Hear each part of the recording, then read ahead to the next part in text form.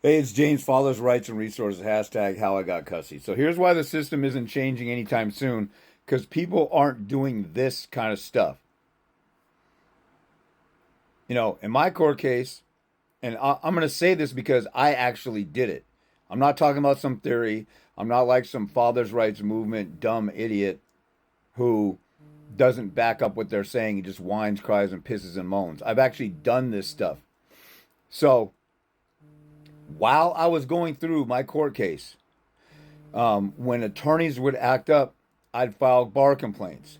While I'm going through my court case, and the mother's attorney is emailing me and texting me, calling me a yellow belly coward who abuses women, all this other stuff. I said, well, and then he even said stuff like, you got a face that could stop a clock, cue ball, bald head, whatever, pot belly, love, yada, yada. I said, well, you look like a white trash version of Herman Munster because my conduct with a hostile, aggressive attorney who's harassing me has nothing to do with my parenting. Since the attorney crossed the line and was harassing me and wasn't within the bounds of the rules of professional conduct, the codage, and the preamble and his oath of attorney, then I not only filed bar complaints, I took him to a restraining order court. I went to get an anti-harassment order because he was doing was in violation of the anti-harassment laws. One time, one judge that I went in front of, he said, well, it's America. You can say what you want and this and that. But the judge was ignoring that stuff. So I lost in front of a judge and I took that attorney to the Court of Appeals. So what I did was made his life a living hell. The guardian ad litem who lied. I need to do a video on this. Megan Stanley O'Brien in Seattle. My original website had profiles of all these people talking about their misconduct, talking about the opposing attorney, how I had, and I did some digging and research. I looked up cases that his name was assigned to, and I found women that he abused and lost on purpose for, and coerced them to live with him and played knight in shining armor. And then some of them, he said, you can work your bill off for free in my home office. So he set up a slave labor situation. So I exposed him for that. I took him to anti-harassment court and I took him to the Court of Appeals. I made his life miserable. The first attorney that she had, I was so on the offensive and so humiliated him in court so much that when the mother went back to court, he referred the mother to a different attorney. And he wrote a declaration later saying, James was the most aggravating case I've ever dealt with and all this other stuff, which is a compliment from an attorney to a pro se. And basically, I was using everything that was available to me. And most guys out there, and then also most attorneys, are a bunch of little punk, little sissy cowards who don't want to stand up to somebody. So you get railroaded because you're not standing up to the bully, and then you're whining and crying while the bully bits you up. In my original website, I used through Vistaprint, which they totally scammed me, and I had a Mickey Mouse version. It was good at first, and there was all these flaws. So I wrote them and I said, "Hey, I'm having problems." They said, "Oh, you didn't get the upgraded version," and I said, "Well, you need to give me some money back because you didn't tell me and stuff." And they deleted my whole website and then gave me some money back.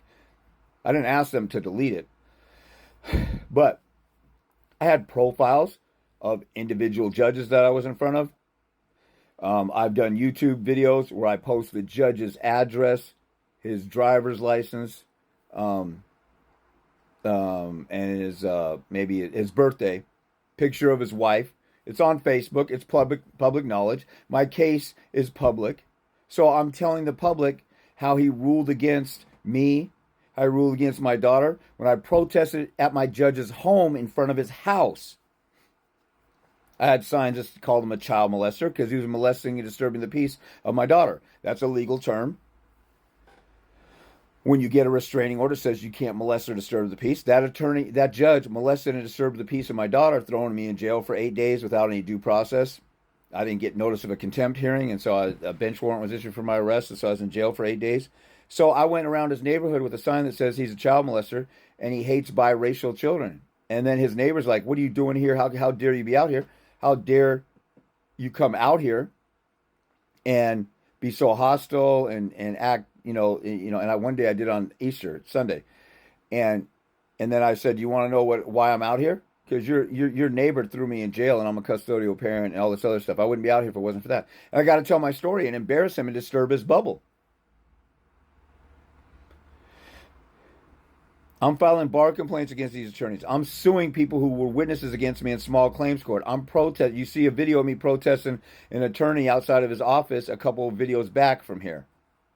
Nobody has the balls to do this stuff. Nobody has the balls to do one of the aggressive tactics I did, and I engaged in hundreds of them throughout my court case. So if you're not doing this stuff and you're sitting back and waiting for the system to change, waiting for world peace, waiting for attorneys not to be aggressive, waiting for attorneys to be ethical, waiting for the laws to change when you already have good laws. See, there's so many stupid, dumbass father's rights movement idiots out there. And then there's so many stupid dads who can't fire off a few brain cells and read the law. It says the best interest of the child. What's the best interest? To be with both parents. That's a great law. See, it's how you interpret and apply and argue the law. You're supposed to go to court and make a persuasive argument, dummy. You're not supposed to go to court and say, "Oh, the judge will figure it out," or "I know, I've been good.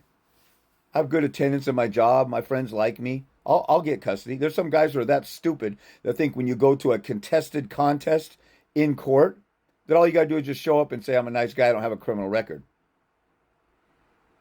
You know, there's some guys out there that are sabotaging their own case. They have a chance, you know. I got somebody who I work with, and they got a recommendation from a guardian lineman to have full custody. I said, "Go to court and get a temporary order now." He didn't. He sat around and dilly-dallied around for 2 or 3 months, and then now he's restrained from his kid because the onslaught never ends. When you back up and sit on your tail and don't do anything, the other side is coming at you.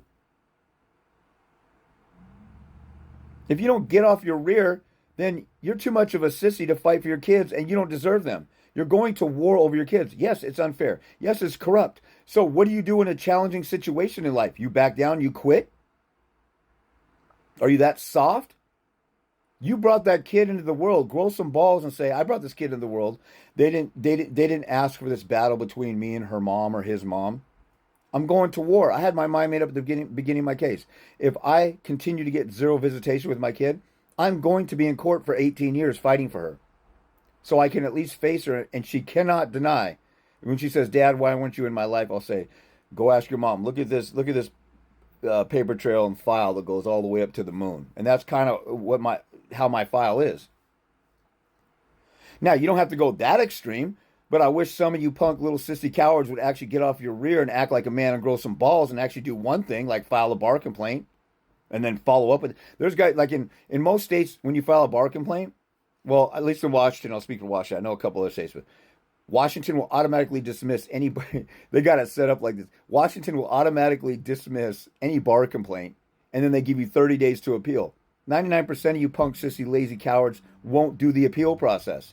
I look at that and like, oh, they're dismissing my case. I'm going to follow through an appeal. And then I got the attorney disciplined because I followed through. Most of you guys wouldn't have, and you would have quit and cried and tucked your tail, went to the Father's Rights Movement meeting and cried and wailed with them and found a partner to spoon and cuddle with all night while the system is railroading and chugging along. You know, in Nazi Germany, while Hitler was swooping up, I don't know, France, Czechoslovakia, or, you know, whatever else he was doing. While he's doing that, Chamberlain was the Prime Minister of Britain, and he's negotiating with them and being nice and talking sweet and gentle while Hitler is chugging along. Then came Churchill, and he said, "Screw that. We're going to have to take some losses, but we're going to war." And then Hitler was overcome, with America's help and everything. You got to stand up to this stuff. And none of you are doing this stuff. I did videos with my judge, with my baby's mom, with the opposing attorney on that website that I have. I've been so busy. If I had the time, I would be calling out all these judges and guardian linemen. So I got a couple videos on my YouTube channel that nobody knows about because you don't search that hard, exposing judges. I have a section where, you have different categories on your YouTube channel where it talks about, like, you have uploaded videos, most popular, this and that. I have, exposing judges and lawyers. I'm calling out a few different judges. Everybody's scared to do that because you don't think you have a free speech constitutional right to criticize your government when you do.